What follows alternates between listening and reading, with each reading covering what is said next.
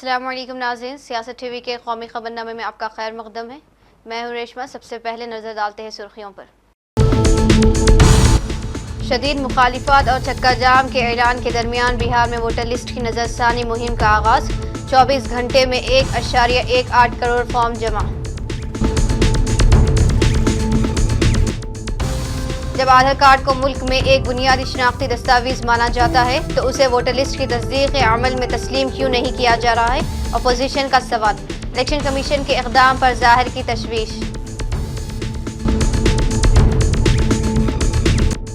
हिंदी मराठी मामले पर आदित्य ठाकरे ने निशिकांत दुबे पर की सख्त तनकीद। कहा, निशिकांत दुबे बीजेपी की नफरत अंगेज और गंदी सोच की कर रहे हैं तर्जुमानी।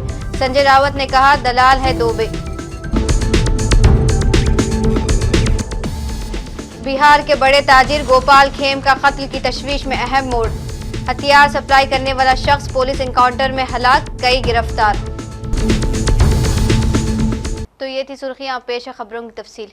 बिहार में आइंदा असेंबली इंतखाबात की तैयारियों के तहत वोटर लिस्ट का खुसूसी गहरी नजरसानी का अमल जोर व शोर से जारी है। इलेक्शन कमीशन के मुताबिक पीर शाम 6 बजे तक रियासत भर में 227 करोड़ से जायद फॉर्म वसूल किए जा चुके हैं, जो कि कुल वोटर्स का तकरीबन 36.47% है। महज 24 घंटों के दौरान यानी इतवार शाम से पीर शाम तक 1 करोड़ 18 लाख फॉर्म मौसूल हुए, जबकि जमा कराने की आखिरी तारीख में अभी 18 दिन बाकी हैं। इलेक्शन कमीशन ने वाज़ेह किया है कि यह अमल 24 जून के हुक्म के तहत किया जा रहा है और 1 अगस्त को जारी की जाने वाली नई मसवदा वोटर लिस्ट में सिर्फ इन्हीं अफराद के नाम शामिल किए जाएंगे जिनके फॉर्म वक्त पर मौसूल होंगे।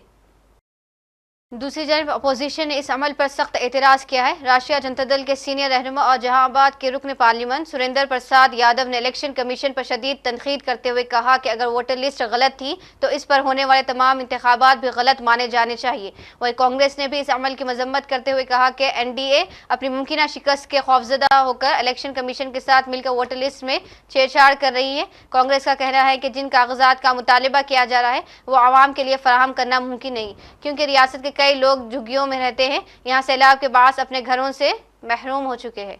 आरजेडी और कांग्रेस दोनों ने सवाल उठाया कि जब आधार कार्ड को मुल्क में एक बुनियादी शनाख्ती दस्तावेज माना जाता है तो उसे वोटर लिस्ट के तस्दीक अमल में तस्लीम क्यों नहीं किया जा रहा।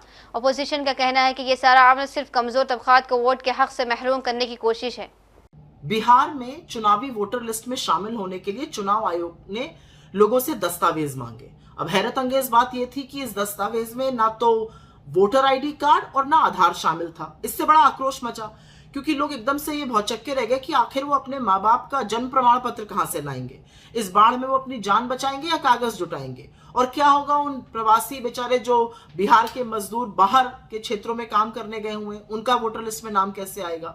तो आज चुनाव आयोग ने अखबार में एक विज्ञापन दिया और उस विज्ञापन में कहा कि आप बिना दस्तावेज के भी अपना नाम दे सकते हैं, फॉर्म भर के BLO को दे दीजिए और उसके बाद इलेक्टोरल रजिस्ट्रेशन ऑफिसर मतलब ERO के विवेक पर छोड़ दिया गया। वो तय करेगा कि आपका नाम वोटर लिस्ट में आएगा कि नहीं आएगा। इसके लिए जो ERO है वो मौके पर जाएंगे, जहां पर लोगों ने दस्तावेज नहीं दिए हैं वो आसपास के लोगों से बात करेंगे, वो बाकी किन्हीं दस्तावेजों को देखकर ये निर्धारित करेंगे कि आप 18 साल से उम्र के ज्यादा के हैं कि नहीं, आप वहां पर कब से निवास कर रहे हैं, इत्यादि इत्यादि। और उसके बाद अपनी मन मर्जी से वो ये डिसाइड करेंगे कि आपका नाम वोटर लिस्ट में लगाया जाएगा कि नहीं। तो सबसे पहले तो एक बात समझ लीजिए कि कोई हृदय परिवर्तन नहीं हुआ है चुनाव आयोग का। असल में वोट काटने की साजिश बड़ी गहरी है और उससे कुछ सवाल उठते हैं। सबसे पहला सवाल तो यह कि एक लोकतंत्र में जो सबसे मजबूत अधिकार है वोट देने का, वो एक ERO की मनमर्जी पर छोड़ दिया गया है। दूसरा बड़ा सवाल यह है कि सत्तारूढ़ दल जो BJP और JDU की सरकार है, उसके दबाव में आकर ERO मतदान की सूची में गड़बड़ क्यों नहीं कर सकता है। उसका और भी बड़ा सवाल है कि जो प्रवासी बिहारी हैं, जो बाहर कमाने खाने गए हैं, मजदूर हैं, उनका क्या होगा, उनका नाम कैसे आएगा वोटर लिस्ट में। एक बहुत बड़ा सवाल यह कि अभी ये करने की जरूरत क्या है।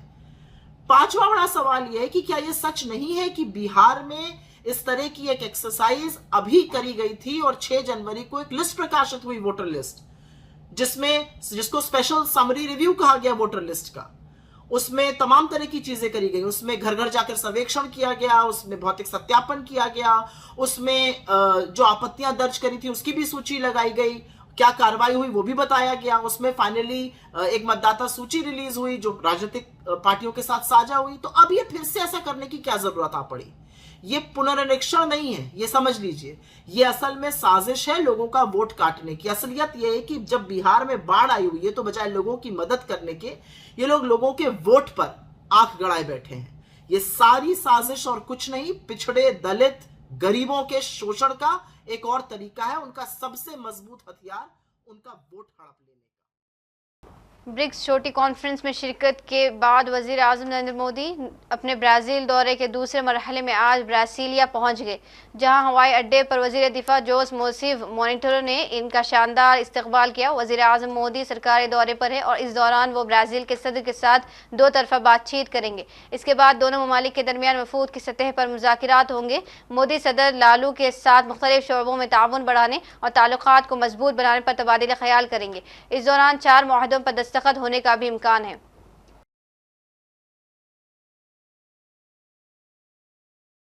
मुंबई की मशहूर इन्फ्लुएंसर राजश्री मोरे ने इल्ज़ाम लगाया है कि एमएनएस के एक बड़े लीडर के बेटे ने उनकी कार को धक्का मारा और उनके साथ बदतमीजी की। उनका कहना है कि वो मुंबई में गैर मराठियों की हिमायत करते हैं, इसलिए इन्हें निशाना बनाया गया है। इन्होंने इल्ज़ाम लगाया कि एमएनएस के लीडर जावेद शेख के बेटे ने पहले उनके साथ बदतमीजी करी और अब पार्टी के मुख्तलिफ कायदीन की तरफ से उन्हें धमकाया जा रहा है और जुबान बंद रखने को कहा जा रहा है। नहीं, मेरे घर पे नहीं आए हैं और ना मेरे हाँ जी वो मेरा जो मैं बिजनेस करती हूँ लोखंड वाला मार्केट पे, उनका ये था कि वो सीधा सीधा मेरे पेट पे लात मारना चाहते हैं, मेरा बिजनेस खराब करना चाहते हैं, मुझे रोड पे लाना चाहते हैं। उन्होंने मुझे धमकियां दी थी, अगर तुम हमसे माफी नहीं मांगोगी तो हम आपको रोड पे लेके आएंगे, आपके स्टूडियो तोड़ देंगे। जो इंसिडेंट हुआ था उससे रिलेटेड पुलिस ने एफआईआर ली है, बट अनफॉर्चुनेटली जितने भी सेक्शंस हैं सारे बेलेबल ऑफेंसेस है, जितने भी ऑफेंसेस है सारे बेलेबल है। तो जो भी कार्रवाई, जिस तरह की सख्त कार्रवाई होनी चाहिए थी वो नहीं हुई है। तो अभी उनका 164 का स्टेटमेंट वगैरह रिकॉर्ड होने के बाद चार्जशीट फाइल होगी, केस तो रहेगा। बट अनफॉर्चुनेटली अभी हमारा जो नया कायदा आया है उसमें पहले जो 354 सेक्शन था अब 79 है, उसमें सिर्फ जो पनिशमेंट है अप टू 3 इयर्स है। उससे क्या होता है कि डिस्क्रिशनरी पावर होता है पुलिस का कि अरेस्ट करना है या नहीं करना है। तो इसके लिए अभी हम उसी से रिलेटेड बात करने आए थे, बट इससे ज्यादा कोई धाराएं लग नहीं सकती है। पुलिस स्टेशन पहुंची थी, आपकी आगे क्या स्ट्रेटेजी है? क्योंकि ही इज नॉट ओनली कि ये नहीं है कि वो एक मराठी लड़की भी है, ऐसे नहीं है कि वो बस एक सोशल मीडिया इन्फ्लुएंसर है, वो खुद मराठी है। तो आपकी आगे क्या नीति है? आगे यही जो भी प्रोसीजर चल रही है, उनका 164 का स्टेटमेंट रिकॉर्ड होगा मैजिस्ट्रेट के सामने, उसके बाद चार्जशीट होगी और उनको अभी जो धमकियां आ रही है अलग अलग नंबर्स से उनको धमकाया जा रहा है, तो उससे रिलेटेड भी हम एक एफआईआर रजिस्टर करवाएंगे।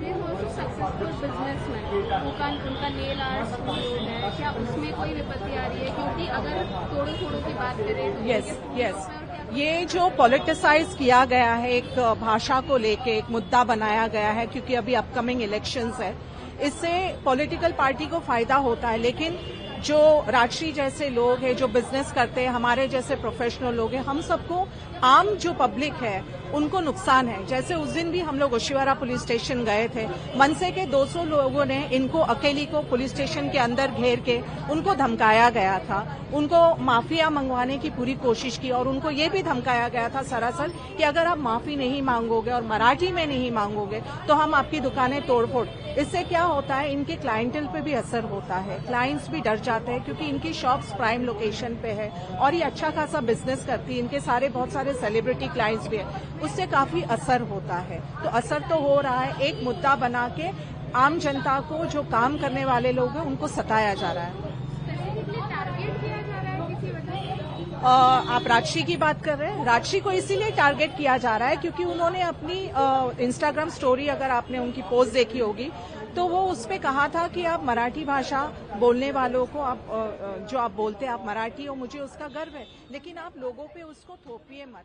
उन्होंने कुछ ऐसी स्टेटमेंट की थी, इसके लिए उनको जुबान के मसले पर रद्द-ए-अमल जाहिर करते हुए महाराष्ट्र के साबिक चीफ मिनिस्टर आदित्य ठाकरे ने इल्जाम लगाया है कि हिंदी और मराठी के मसले को बीजेपी एक बड़ा तनाज़ा बनाने की कोशिश कर रही है। इन्होंने नशिकांत दुबे को भी कड़ी तनकीद का निशाना बनाया और इल्जाम लगाया कि नशिकांत दुबे अपनी बयानबाजी के जरिए बीजेपी की गंदी और नफरत अंगेज सोच की अक्कासी कर रहे हैं। महाविकास आघाड़ी का हो, मुझे लगता है अभी बात यही है कि शिवसेना उद्धव बाळासाहेब ठाकरे पार्टी हो या फिर मनसे हो या बहुत सारी जो पार्टी हमारे साथ में आई, वो इंडिया अलायंस की नहीं, बहुत सारी, फिर उसमें कम्युनिस्ट पार्टीज भी थी, फिर वो जो समिति थी, वो सारे लोग जो आए वो महाराष्ट्र में पहली की कक्षा के विद्यार्थियों पे तीसरी भाषा की सख्ती के खिलाफ आए और यही हमारा विषय है। और आगे जाके अभी आज महाराष्ट्र में जो सेंटिमेंट है दो भाई एक साथ आने के लिए जो आपने देखा उत्साह है, जोश है, जल्लोष है, उसे भी कैसे कायम किया जाए, इसी पे भी सोच विचार मंच हो रहा है। निशिकांत दुबे जो बयान देने खास चुनौती देते हैं आप लोगों को जाके उर्दू भाषा को आप मराठी बोलकर नहीं पाइए। मैंने यही कहा अभी मराठी में कि निशिकांत दुबे ये ना उत्तर प्रदेश के, ना बिहार के, ना उत्तर भारत के कोई प्रतीक है, वो ना किसी भी हिंदी भाषा के प्रतीक बन सकते किसी एंगल से। वो अगर किसी के रिप्रेजेंटेटिव हो तो वो सिर्फ भाजपा के रिप्रेजेंटेटिव है और भाजपा के जो आज की विचारधारा है, जो गंदी विचारधारा है, जो कहती है तोड़ो फोड़ो राज करो, उसी के प्रतीक है। उनके मन में जितना जहर है, जितना पाप है, जितना द्वेष महाराष्ट्र के प्रति है, उतना द्वेष जो एंटी महाराष्ट्र बीजेपी है उसी का वो प्रतीक बनते हैं। लेकिन आज भी महाराष्ट्र में आप देखें तो उत्तर हो, दक्षिण हो, पूरे देश से बहुत सारे लोग यहाँ रहते हैं जो सुख में काम करते हैं। और आपको याद भी ये दिलाना चाहता हूँ कि जब कोविड का समय था तब शायद इस देश में एक में वो मुख्यमंत्री थे उद्धव जी, जिन्होंने कहा था आप महाराष्ट्र में रहिए, ना कि आप चलते अपने गांव जाइए, कि आप भी हमारे हो। हमारा झगड़ा जो है ना हिंदी से है ना किसी समाज से है, हमारा झगड़ा सरकार से है और रहेगा जब तक वो सख्ती हम पे करते रहेंगे। सख्ती के खिलाफ हम लड़ते आए। रही बात निशिकांत दुबे की, मैं जो समझता हूँ उनको बिहार राज्य के चुनाव का जिम्मेदारी दी है और यही बात है, भाजपा जहाँ जहाँ हारने लगती है तो एक तो हिंदू मुस्लिम पे बात करती है या हिंदू में जाति पे बात करती है, दो समाज में बात करती है, तोड़ो फोड़ो राज करो। मैं सारे उधर शिवसेना के तर्जुमान संजय रावत ने भी निशिकांत दुबे को कड़ी तनकीद का निशाना बनाते हुए कहा है कि निशिकांत दुबे दलाल है और वो नई दिल्ली में बैठकर मराठी और महाराष्ट्र के लोगों को बदनाम करने की कोशिश कर रहा है। इन्होंने वजाहत की कि कभी भी शिवसेना यूबीटी ने मुंबई में क़याम पजीर हिंदी ज़बान बोलने वाले लोगों की मारपीट या फिर इन पर हमले की कोशिश नहीं की है। इन्होंने कहा कि दुबे मराठी लोगों को बदनाम करने की कोशिश कर रहा है। इन्होंने फडणवीस से कहा कि वो दुबे की ज़बान पर लगाम लगाने का काम करे। ये उद्योगपतियों से फिरौती वसूलते हैं सब, उसकी डिग्री फेक है। ये जो सांसद महुआ मोहित्रा है ना, आप उसकी इंटरव्यू लीजिए। दिल्ली यूनिवर्सिटी की डिग्री, फेक डिग्री जो संसद में पेश करता है, वो हमें देश के बारे में, प्रांत के बारे में बोलता है। देखिए, एक तो सबसे पहली बात है, यहाँ मुंबई महाराष्ट्र में सालों साल से हमारे हिंदी भाई रहते हैं, हमारा उनका अच्छा रिश्ता है, अच्छा डायलॉग है। हम राजनीति नहीं करते, ये सबसे पहली बात है। जरूर हम चाहते कि हमारे साथ रहे, हमारे साथ भी थे। अब अगर आज पॉलिटिकली नहीं है तो हम उनको कन्विंस करेंगे, लेकिन किसी भी हिंदी भाई के ऊपर शिवसेना ने हमला नहीं किया है, न करेंगे, न पहले किया है। ये दुबे को समझना चाहिए। ये राजनीति करना चाहते हैं। तो महाराष्ट्र कोई नेता इस बात का विरोध क्यों नहीं कर रहा है? सबसे पहली बात यह है कि दुबे है कौन? दुबे को क्या अथॉरिटी दिया है कि यहाँ के हिंदी भाषिकों ने? वहाँ बैठकर आप बात करते हो। यहाँ के जो हिंदी भाषिक नेता है, मैं उनसे अपील करता हूँ, दुबे का जो वक्तव्य है उसका निषेध करो, आप धिक्कार करो उसका। बताइए आप झूठ बोल रहे हो तो मैं कहूँगा कि आप महाराष्ट्र की मिट्टी में मिलजुल गए हो। कौन है दुबे आपका? आपका दुबे कौन लगता है? ये फालतू आदमी है, ये बोगस डिग्री जैसा गुरु वैसा चला है। मुझे आश्चर्य है महाराष्ट्र के मुख्यमंत्री और उनके पूरे कैबिनेट का, एक आदमी भारतीय जनता पार्टी का सांसद वहां बैठकर महाराष्ट्र के बारे में, मराठी आदमी के बारे में, मराठी मानुस के बारे में घटिया। उधर फडणवीस ने मराठी भाषा की हिमायत में रैली निकालने की इजाजत न देने की पुलिस के फैसले का दिफा करते हुए कहा है कि पुलिस नज्म व ज़ब्त की जिम्मेदार है और उसके हिसाब से काम करेगी। लेकिन जब कोई परमिशन लेता है तो उसका रूट किस प्रकार से होना चाहिए? अगर रूट में कई ट्रैफिक के प्रॉब्लम्स है, अगर रूट में कोई ऐसी जगह है कि जहां पर स्टैम्पिड जैसी अवस्था हो सकती है, कुछ ऐसी चीजें होगी तो पुलिस रूट चेंज करने को कहती है। तो मैंने जब पुलिस कमिश्नर से पूछा तो पुलिस कमिश्नर ने मुझे कहा कि हमने उनको रूट चेंज करने के लिए कहा था, लेकिन वो एडामेंट थे कि हमको ये रूट लेना है, इसलिए पुलिस ने उसको नकारा है। प्रयोगशाला के तौर पर देखा जा रहा है क्या? मीरा रोड जो है, जो राजनीति की नई प्रयोगशाला के तौर पर देखा जा रहा है? देखिए, मुझे ऐसा लगता है कि मैं महाराष्ट्र के मिजाज को जानता हूं। महाराष्ट्र का मिजाज ऐसा है कि इस प्रकार के प्रयोग यहां चलेंगे नहीं। जो मराठी आदमी है वो बड़े दिल का है, क्योंकि भारत पर जब आक्रमण हुआ तो मराठी आदमी ने केवल महाराष्ट्र का विचार नहीं किया, पूरे भारत का विचार किया। कांग्रेस सदर मल्लिकार्जुन खड़गे और साबिक सदर राहुल गांधी ने मंगल को वाईएसआर कांग्रेस के सरबराह जगन मोहन रेड्डी के वालिद और आंध्र प्रदेश के साबिक वजीर आला वाईएस राजशेखर रेड्डी को उनके यौम पैदाइश पर खराज अकीदत पेश किया। मिस्टर खड़गे ने कहा, हम आंध्र प्रदेश के साबिक वजीर आला वाईएस राजशेखर रेड्डी को उनके यौम पैदाइश पर खराज अकीदत पेश करते हैं। वो एक हकीकी हमदर्द लीडर थे जिन्होंने अपनी पूरी जिंदगी रियासत की तरक्की और फलाह व बहबूद के लिए वक्फ कर दी थी। बिहार की राजधानी पटना में मारूफ कारोबारी गोपाल के कत्ल केस की तफ्तीश में तेजी आ गई है। पुलिस के मुताबिक इस मामले में शूटर अमीश कुमार को मालसलामी इलाके से गिरफ्तार किया गया है। दावा किया गया है कि उसकी निशानदेही पर पुलिस ने गंगा किनारे से मुबैना तौर पर वारदात में इस्तेमाल होने वाले हथियार भी बरामद किए। पुलिस के मुताबिक इस केस में मुबैना तौर पर हथियार मुहैया करने वाला शख्स विकास उर्फ राजा पीर दमरिया घाट के करीब एक मुठभेड़ में हलाक हो गया। पुलिस का कहना है कि वो राजा को गिरफ्तार करने पहुंची थी, उसी दौरान फायरिंग का तबादला हुआ और वो मारा गया। पुलिस के मुताबिक जाए वकूअ से एक पिस्तौल, कुछ कारतूस और गोलियों के खौल भी बरामद किए गए। राजा की लाश को पोस्टमार्टम के लिए अस्पताल भेज दिया गया है।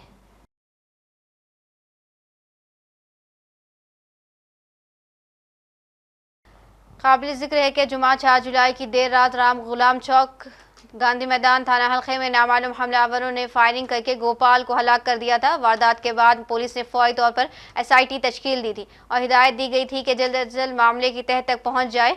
गोपाल खेमका कत्ल मामले को लेकर रियासत में सियासी रद्द-ए-अमल भी देखने को मिला है। बिलखुसूस नज़्म व नस्ख की सूरत हाल पर मखलूत हुकूमत को अपोजिशन की जानिब से तनकीद का सामना है। तमाम फिलवक्त तमाम तफसीलात पुलिस की जानिब से सामने आ रही है और तहकीकात जारी है। सूरत एयरपोर्ट पर पीर की शाम एक हैरान कुन वाक़या पेश आया जब इंडिगो की एक परवाज़ पर शहद की मक्खियों ने हमला कर दिया। इंडिगो की परवाज़ को शाम 4:20 पर जयपुर के लिए रवाना होना था, लेकिन आइन रवानगी से कबल शहद की मक्खियों के एक बड़े झुरमुट ने तैयारे पर धावा बोल दिया, जिसके बाद परवाज़ को 1 घंटे की ताख़ीर का सामना करना पड़ा। वाक़े की तफसील के मुताबिक जैसे ही तैयारा रनवे की जानिब बढ़ने वाला था, शहद की मक्खियां अचानक आकर तैयारे के लगेज गेट पर बैठ गई। इस वजह से सामान लोड करने का अमल रुक गया और फ्लाइट की तैयारी मुतासिर हुई। इस दौरान तमाम मुसाफिर पहले ही तैयारे में सवार हो चुके थे, लेकिन मक्खियों की मौजूदगी से अफरा तफरी का माहौल बन गया।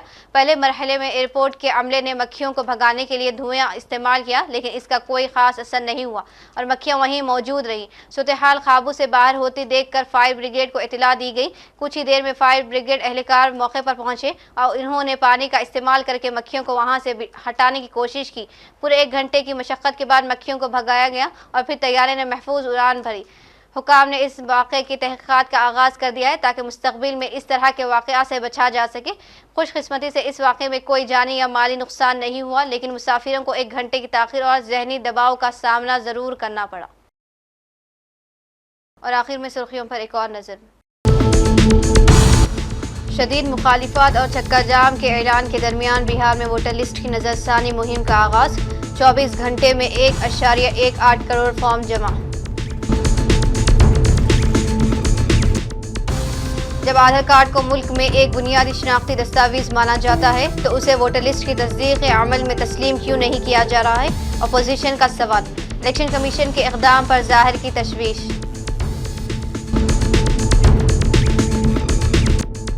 हिंदी मराठी मामले पर आदित्य ठाकरे ने निशिकांत दुबे पर की सख्त तनकीद। कहा, निशिकांत दुबे बीजेपी की नफरत अंगेज और गंदी सोच की कर रहे हैं तर्जुमानी। संजय रावत ने कहा, दलाल है दुबे। बिहार के बड़े ताजिर गोपाल खेम का कत्ल की तशवीश में अहम मोड़। हथियार सप्लाई करने वाला शख्स पुलिस एनकाउंटर में हलाक, कई गिरफ्तार।